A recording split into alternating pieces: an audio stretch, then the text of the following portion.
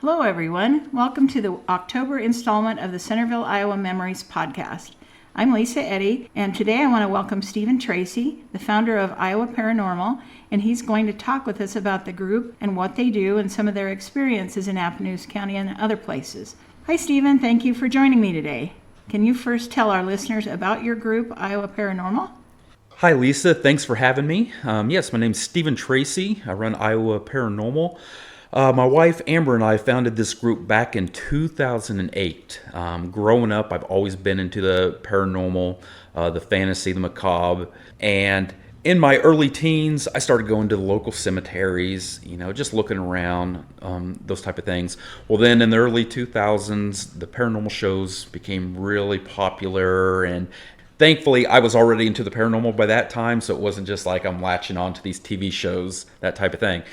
So it wasn't till 2008 that my wife and I, we met some like-minded individuals here in Centerville that were interested in it, and we founded the group, started in 2008. This is 2013, or 2023. Oh my goodness, that long, and we're still doing it. We've been to many places all over Iowa, out of state, mansions, jails, prisons, theaters. Every kind of place you can imagine, we have probably been there. Well, could you tell us about some of the places you've investigated? In particular, I've always heard that the house that had that most of us knew as the Columns, it was built in 1895 by A.E. Wooden. He was the owner of a clothing store on the square. He and his wife Mary lived there and raised their daughter, America Bell Wooden, who went on to be the First Lady of Iowa. She married Albia native Nate Kendall, who was Iowa's governor at one point in time. That building has been a nursing home, a college boys' dormitory, a craft shop, and an antique shop until returning to being a private home just recently. I would like to hear your experiences there. Yes, so the Columns was actually one of the very first places that we were able to investigate when we started this group. My memory serves me correct, it was probably like early 2009 was the first time we went there. And some of the experiences I specifically remember was we were all on the second floor, just kind of sitting in the hallway there, just feeling the place out, listening. And my wife and I both at the same time heard, it sounded like it was coming downstairs, a woman singing. We both kind of made mention of it, that we heard it, but on our equipment, especially the equipment at that time, was nothing compared to how it is now. We just weren't able to pick it up. We heard it with our own ears, and there is video of us both reacting to hearing that woman talk. Also on that same night, we have this really strange video clip, and it's actually on our YouTube channel. If you go to Iowa Paranormal and go back to 13, 14 years ago, there's this piece. There is a corner room in the basement of the Columns, and we had a camera set up in there with like a red laser level in there. So if something broke that beam, you'd be able to see it. Well, we never captured anything breaking that beam. However, we are all upstairs at the time, and you hear on the camera boots like walking up behind the camera, and all of a sudden the camera it gets hit. The camera gets hit, and you hear it just gets real muffled and a loud bang, and then you hear what sounds like gunshots. It goes bang, bang, bang, bang, and then the camera comes back too. Really, really strange, and just we had no explanation for it. Like I said, if you go to the YouTube channel and watch that clip, it's very, very, it's paranormal in my opinion. Just kind of, like I said, we were all accounted for, so there was no one down in that basement. And you hear something walk up, and then it just kind of goes black for a minute, and you hear two like it sounds like gunshots, and then it comes back too. So that was really strange. Several years later, I believe it was like 2013, maybe, we went back there. One of our investigators, Sheldon, he was down there in the basement. Seems like so much of the activity was happening in the basement. He is watching through his camera. So we have night vision cameras. So in the pitch black, we can't see nothing. But these cameras, when you watch these cameras, make it look like you can see everything. However, we cannot. So he's holding one of them handheld cameras, and he sees this shadow. He is just filming the shadow just walking around when there's no one else there. We're able to, every time there's something that happens, we stop and we take a breath and we say, okay, what's the logical reason behind this? Is it one of us? Is it just one of our shadows? Is it pipes banging? We always look for these natural reasons for these things before we jump to the conclusion of it being paranormal. So he's watching this figure on camera just move around in ways, that none of us were even moving. He's an even bigger skeptic than I am, but for him, he says that's the one time that he was like, okay, there's definitely something out there. There's something more than what we see with our eyes every day. That same night, we were actually set up in the attic. That's where our headquarters was. So we have like an 8-camera security system that we set up at every investigation. So we can have a TV and we watch all these cameras in every room. Well, one of our investigators, does anybody want to go downstairs, down to the basement? And we're clear up in the attic again. And so our investigator, Patrick, he decides to go down there. So he has a camera with him and he walks downstairs. He takes his camera and he goes clear down. So down the attic, down the second floor, first floor, down to the basement. And he's looking around and he gets ready to ask a question, is there anyone down here? And before he can even get that question out, he hears right next to him, this man in his ear go, yes! Just growl or almost says yes. And instantly, I think he kind of used a word that you could about imagine when that happens, because it catches you off guard. And that's one thing I say is like, do you ever get scared? And for me, it's like, I don't get scared if we see something 25 feet away from us in another room. We're going to go run after it. We're going to be like, oh my gosh, did you see that? Let's go after it. But it's more the element of surprise is what gets us. So if we walk around a corner and there's a figure right there, or if something talks to us next in our ear, we're going to react like, holy cow. So he hears that and he asks questions, right then and there, and he don't hear it again. He comes upstairs, tells us about it. And on the YouTube video, you can hear Pat, he's like, is there anyone down here? And it's very hard to hear because he's so loud next to that camera that he hears that voice in his ear, but it is there. Definitely heard something in his ear. There was the time, Lisa, where you had that vendor booth and that clock fell down and shattered. And they called me and had me come over to watch the footage of that. It's really crazy. And it's been 10 plus years ago since I seen the video. But if I remember correctly, you'll see the security footage almost vibrate. So the whole place, that whole columns just seems like it started to shake for a moment. And literally that clock, it raised up. It didn't fall off. It raised up off that counter that it was on a few inches and then went flying off. Definitely, in my opinion, haunted for sure. So I'd be curious to know if the people that live there now have any experiences. You'll have to let us know if you hear anything from them. In the meantime, we will move on to the other building that I've always been curious about, is the building that we've all come to know as the Beck Mansion. Just a little background on that building. It was built in 1902-3 by Governor Francis Marion Drake for his daughter Mary, who had married George Sturdivant, who was a merchant here in Centerville. They lived there for only 5 years before moving to California, and then the house was deeded to her sister, Jenny Drake Sawyers, and her husband, Dr. John Sawyers. They lived there, and then after her death, the home was occupied by several other influential community leaders, including Robert and Charlotte Beck. And then Morgan Klein purchased the property, got it all restored, and it became what we have known as the Beck Mansion. And it's recently reverted to a private home once again. Have you investigated there? Yes, absolutely. Again, the Beck Mansion was one of them places here in Centerville that we are fortunate enough to investigate in the early years of us starting Iowa Paranormal. Yeah, there was some really, really crazy things that happened at the Beck Mansion. I'll never forget. I know there was one of our investigations. We were up on the top floor, and there was a room. I think there was one of our investigators. They were laying on 2 separate beds at the time, and the rest of us were in other rooms on that second floor. And I hear Tony just like, oh my gosh, I can't believe I seen this. We take off running up there. He goes, guys, and if my memory serves me correctly, there was a bathroom. There's a room in that room as well, on the west side of the room. He looked, and I can't remember if it was in the bathroom doorway or at the hallway doorway. But he's like, I seen this figure. I seen this guy standing there staring at me. He looked at me for a moment and then just disappeared. And he looked really stern. He wore 30s or 40s attire, some black slacks, a white shirt, and if I remember, suspenders, black suspenders. And he said the guy had a very square jaw, just very intimidating. That someone you wouldn't want to mess with. He almost like how you would think of a mob guy, in the movies. That's what he's seen. And he said it stuck with him forever. And just even years after that, he would talk about that guy, just painting that detail of everything he remembered about him. So that was really, really cool. I think on that same night, so we have these EMF meters, and they stand for electronic magnetic field.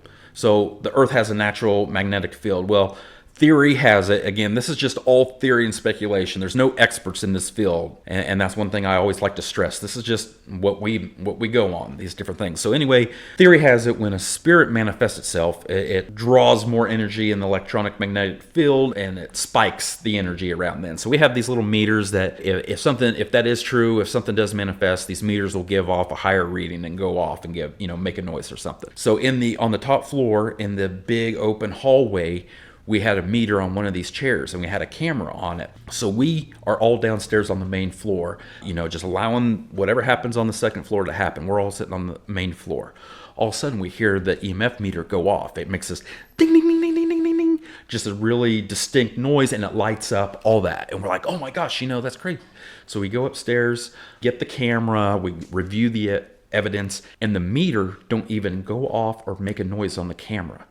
And we're like, what? Like, we all know it's a very distinct noise that no other kind of piece of machinery or household item makes this kind of noise. And we're like, what is going on? Are we losing our minds? Like, we all know this thing went off. Like, what's going on? And it drove us crazy.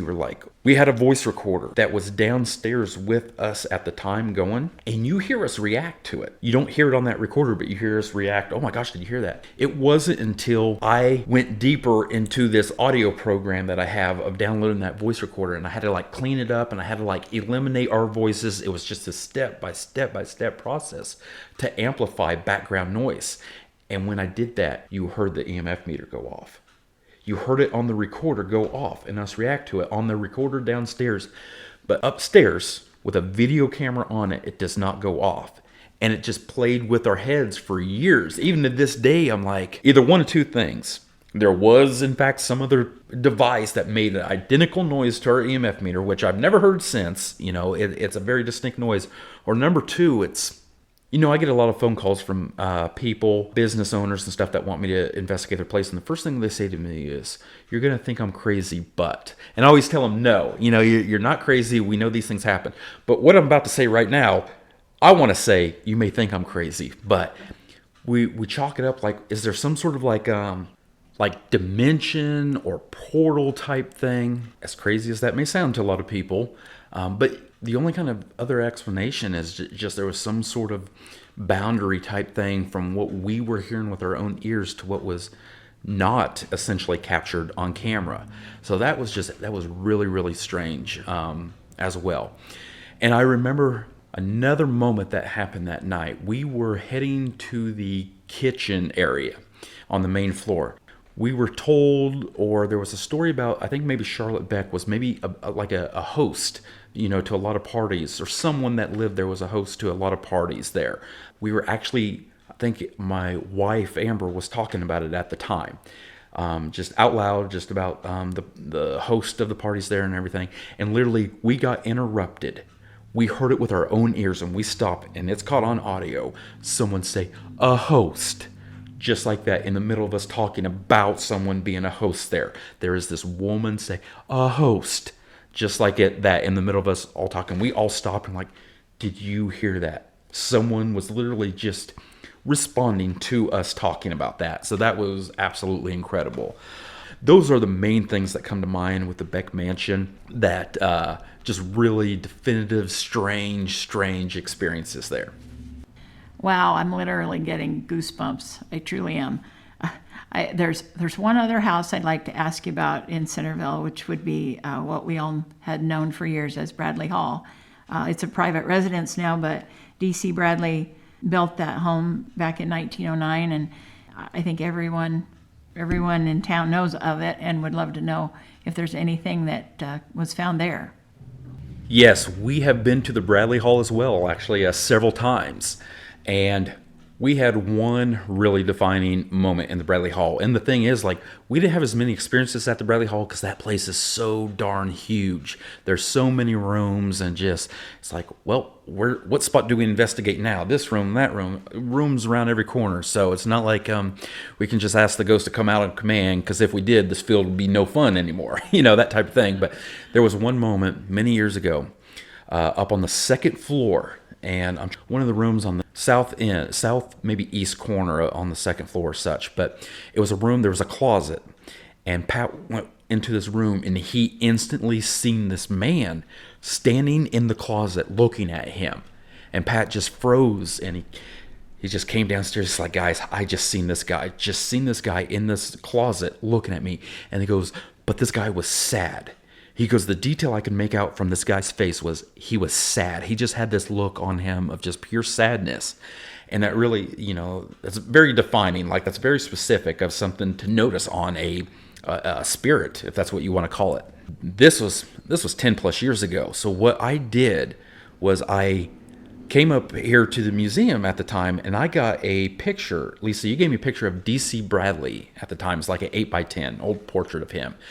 And I remember I took it to work one day, and I gave it to Pat. And before I even said anything, Pat's like, that is who I seen. That is who I seen that night. And what's really strange is you read that article about D.C. Bradley, how this gives me chills. And it gave me chills when I read this, that he died of a broken heart. And just to hear Pat say, like, this guy looked sad. Like, he was sad. I mean, and for him to say, yep, that's what I seen, it's incredible. Like, D.C. Bradley was there. That is so amazing, because the stories that we've always heard about D.C. Bradley, and it was during the Depression, and he lost everything, and that there are stories that say he died of a broken heart. So, that's just full circle. And so then moving on to some other things, if you want to tell us any other places that you've looked at in Appanoose County, or just any other places that you've investigated that aren't in Appanoose County but have some great stories and were great experiences for you. Another place here in Appanoose County that we investigated, this was many, many, many years ago as well. A lot of these places in Centerville, when we first started out, the timing was right, where we were able to investigate a lot of these places. So, and you private homeowners of these places now, if you have activity, please reach out. Like Lisa just mentioned, have a YouTube channel. Just type in Iowa Paranormal. We also have a website, www.iaparanormal.com. Or you can reach out to me, Steven, Steven, at iaparanormal.com. Our services are free. We just want to go in and help business owners, families, anyone that needs help. We investigated the Appanoose County Country Club many, many years ago. I think 2009 or 2010. And that was another place that we had some really, really strange activity. And if my memory serves me correctly, I think one of the stories, one of the people that worked out there at the time was gambling place at the time. There's a lot of, what's really strange about that is we have a picture, it's up on our website, of that investigation where I think the guy who was working there at the time, he was there with us that night. He was walking up the stairs to the attic, and my wife took a picture. She was at the bottom stairs shooting up towards him. And we have this really incredible photo that just kind of, and it even spooked him. Even several years later after I talked to him, he still was very uncomfortable talking about it. There's a photo of, as he's near the top of the stairs, looks like a woman with her face down low, with her hand reached around the backside of him, almost on his butt. I mean, it is clear as day. There is someone right there in front of him with her hand reached around him, touching his butt. And it is an incredible photo that we have and there was no one up there at the time. Very, provocative picture. Very strange. So that really, that stuck with him.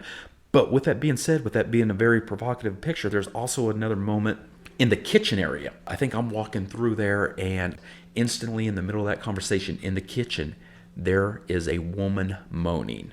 And I'll come out and say it's a very sexual moan, that it came out of nowhere. It was a woman just making this kind of very sexual moan, groan, whatever you want to call it. And at the time, we didn't hear it. We don't react to it. It's just upon reviewing our videos and audios, it's caught on our video camera, and and it's loud as can be, and we make no kind of reaction to it. So with those two type of things happening that are, I think very sexual in nature, it makes you wonder what all really happened there. And that's not to give the place a bad reputation or anything. That's just what kind of a history does that place have many, many years ago. So those were definitely the two things that stood out at the time. And there's as far as Appanoose County, we've been to several other personal homes and such that have had activity, but nothing to the extent that these bigger places have. Some of the other places outside of Appanoose County that really stick to my mind, obviously everybody has heard of the Villisca Axe Murder House, the Moore home. June 10th, 1912, there was a family and 2 guest children that were murdered there. We have been there many times, have investigated it. We have video of the children's closet door upstairs opening and closing on its own several times. We have video even before I started the group. Back in like 05, 06, I went there for a night. And I have video of this shadow figure moving along the wall in the living room by itself. Very active place. It just makes you feel uncomfortable, especially knowing the history of the place. And we have actually another piece of evidence on our YouTube channel from Villisca. Many years ago, I ran public tours where people could buy tickets to, that aren't part of a group that wants to experience this, where they could buy tickets, come along with me, and investigate places. And we did this at the Villisca Axe Murder House one night. And it was several hours. Nothing was really going on in the place. And finally, we're all outside taking a break. And I'm like, does anyone want to go in there by themselves? Of course, no one rose their hand, that type of thing. But finally, this one guy, he's like, you know what? I'll do it. This was the first night I met him, and we're still friends to this day because this had such a profound effect on him. He's like, you know what, I'll go in there and, just see what happens. So he takes his video camera. And I remember he's not a paranormal investigator at all. He just went in there, just wanted to do this with his son at the time. And so I think the day before he bought a video camera at like Target or something. So it has no night vision on it. He didn't know at the time. It's just a regular camera. So he goes in there with his camera and by himself, and he's down there on the main floor, maybe asking a few questions here or there. So he gets to the bottom of the stairs that lead upstairs. He's kind of standing there, and he says, does anyone here want to play? And he gives it a few moments, and he starts to walk up the stairs when loud as can be, and he hears it with his own ears. So when you hear something with your own ears, there's a difference between like going back on an audio recorder and hearing something that's like an EVP, electronic voice phenomenon. You don't hear it at the time, but it's caught on a recorder. When you hear it at that time, it's a disembodied voice. It's something you hear. Right at that moment, he hears this little kid say, I want my mom, even louder than how I just said that. And he says, WTF, out loud. It's like, what was that? And you hear, and again, the camera, you can't see nothing because I don't have night vision camera, but you hear him and he's frozen in fear. And you hear him just kind of like almost hyperventilating, just kind of breathing, like kind of processing what just happened, what he just heard. And it was coming above him from the parents' room, right above him. Finally, he came outside. He made it outside. He's like, guys, you won't believe what I just heard. And he told us about it, gave me the footage. Like I said, I have the footage up. So that was just a really, really great. And it almost sounded like, some people say it sounds like I want my mom or I want my ball, because there are like people will come and bring toys and balls and all that stuff. But if you go to the YouTube channel and listen to it, definitely comment what you think it sounds like to you. Very, very creepy. Another place. Always get asked from a lot of people, what's the scariest place or most haunted place you've been to? For me personally, it's called the Farrar Schoolhouse. It's up a small little town up north of Bondurant. I think it was built in opened in 1912, closed down in 2002, I believe. And then a couple bought it in maybe 04, opened it up to investigations because they were having things happen. And it wasn't until one day this lady, this psychic, this self-proclaimed psychic, pulled up. And if my memory serves me correctly, she knocked on the door. She's like, hey, I just got a feeling driving by, or she's seen like a child in the window or something. And she's like, can I come in? And they're like, yeah, we've had experiences. And that's how they opened up the place to investigations and stuff. When I tell you this place is hands down the most active place, I am not exaggerating. If I can even remember all the things that I have witnessed there over the years. I was running, I'm just going to start rattling off a bunch of things that happened there. I was doing a public event there one year.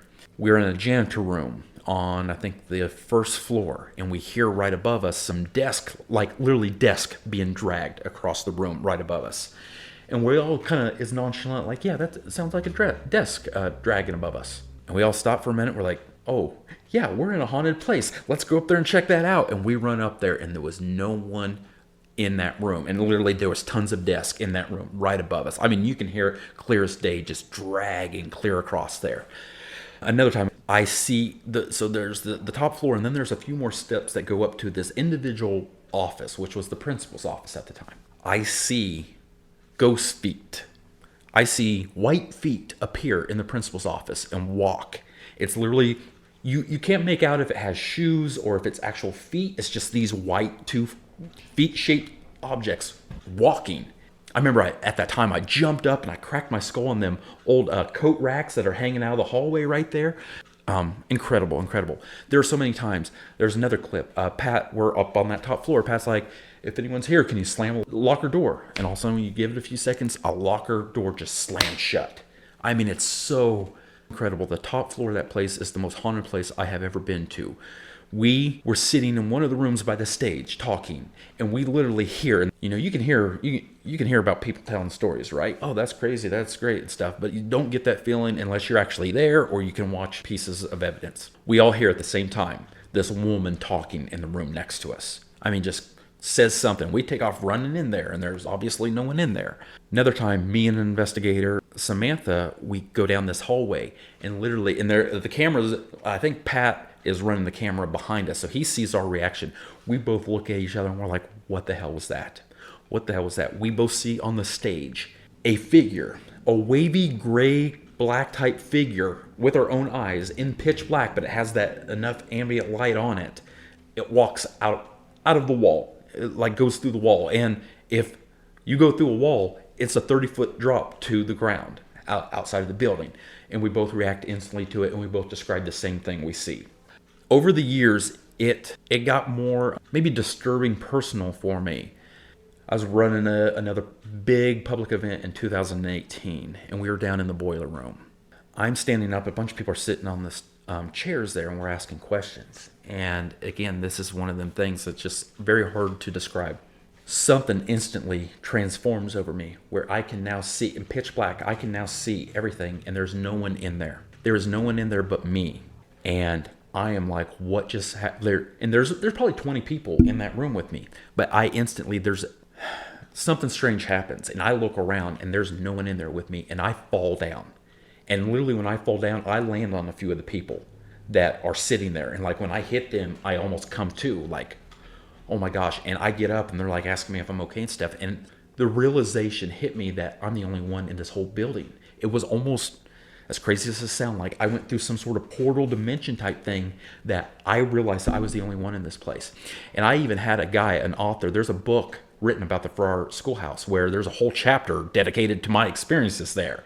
And I talk about that moment. And I didn't even realize it in the book that I told him the thing that people call me where they say, you're going to think I'm crazy. And I actually said that to him, not realizing that I said that.